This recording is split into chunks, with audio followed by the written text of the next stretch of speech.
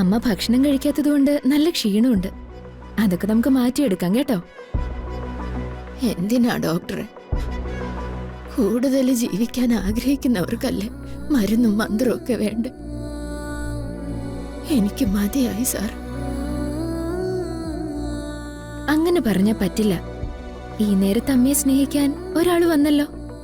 അതും ഒരർത്ഥത്തിൽ മകളുടെ സ്ഥാനമല്ലേ? വഴിവക്കിലൂടെ പോയ ഈ കുട്ടിക്ക് തോന്നിയത് ജന്മം കൊടുത്തവർക്ക് തോന്നിയില്ല.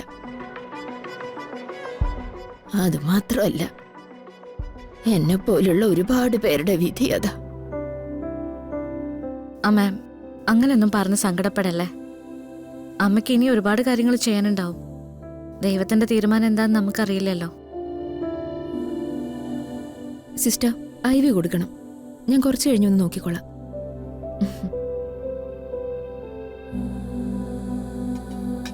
അമ്മ ഞാൻ പോരാമേ.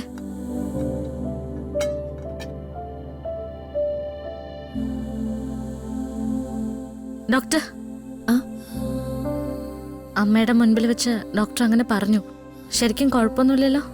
ഇല്ല, ശരീരത്തിന്റെ ക്ഷീണവും മനസ്സിന്റെ പ്രയാസവും ഒക്കെ കൂടെയാ. ഓ, അല്ല, ഇവിടുന്നിപ്പോ ചികിത്സ കഴിഞ്ഞ് കൊണ്ടുപോയാലും അവർക്ക് പോകാൻ വേറെ ഇടമൊന്നുമില്ലല്ലോ. അതെ ഡോക്ടർ, ഞാനും അതാ ചിന്തിക്കുന്നേ. വേറെ ഒരു മാർഗവും ഇല്ലെങ്കിൽ വീട്ടിലേക്കോ മറ്റോ. വരട്ടെ, എനിക്കെന്തെങ്കിലും ചെയ്യാൻ പറ്റുമെന്ന് ഞാനൊന്ന് ശ്രമിച്ചു നോക്കട്ടെ. അങ്ങനെ എന്തെങ്കിലും ചെയ്യാൻ പറ്റിയ നന്നായിരുന്നു. സങ്കടാ ഇവരൊക്കെ ഇങ്ങനെ കാണുമ്പോഴേ. ഞങ്ങൾ ഈ കാഴ്ചകളൊക്കെ നിത്യേന കാണുന്നതല്ലേ.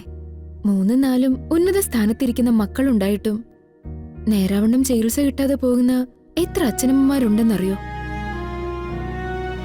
ആ, അങ്ങനെയൊക്കെ നമ്മുടെ ആളുകൾ ബോധപൂർവം അങ്ങ് മാറുകയാണ്. എന്ത് ചെയ്യാനാ? അല്ല, അമ്മയ്ക്ക് കുടിക്കാനും കഴിക്കാനും ഒക്കെ വല്ലതും? കട്ടിയുള്ള ആഹാരങ്ങൾ കൊടുക്കണ്ട. ആ IV ഒന്ന് കഴിഞ്ഞോട്ടെ. ഇപ്പൊ വേണമെങ്കിൽ ഓറഞ്ചൊക്കെ വാങ്ങിക്കൊടുക്കാം. ശരി ഡോക്ടർ. അമ്മയുടെ കാര്യത്തില് ഞാൻ സീരിയസ് ആയിട്ട് ആലോചിക്കുന്നുണ്ട് കേട്ടോ. ഞാൻ വെറുതെ പറഞ്ഞല്ല.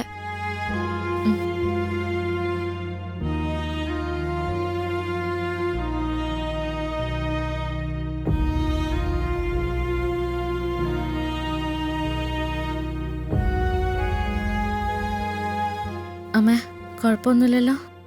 കുഴപ്പമില്ല മോളെ. ഇനി മോള് പറഞ്ഞതുപോലെ എന്നെ കൊണ്ട് ദൈവം എന്തെങ്കിലും തീരുമാനിച്ചിട്ടുണ്ടെങ്കിൽ അതങ്ങ് നടക്കട്ടെ. സിസ്റ്റർ, ഞാൻ കുറച്ച് ഓറഞ്ച് വാങ്ങിച്ചോണ്ട് വരാം. ഡോക്ടർ കൊടുത്തോളം പറഞ്ഞിട്ടുണ്ട്. ശരി, പോയിട്ട് വാ. പോയിട്ട് വരാം.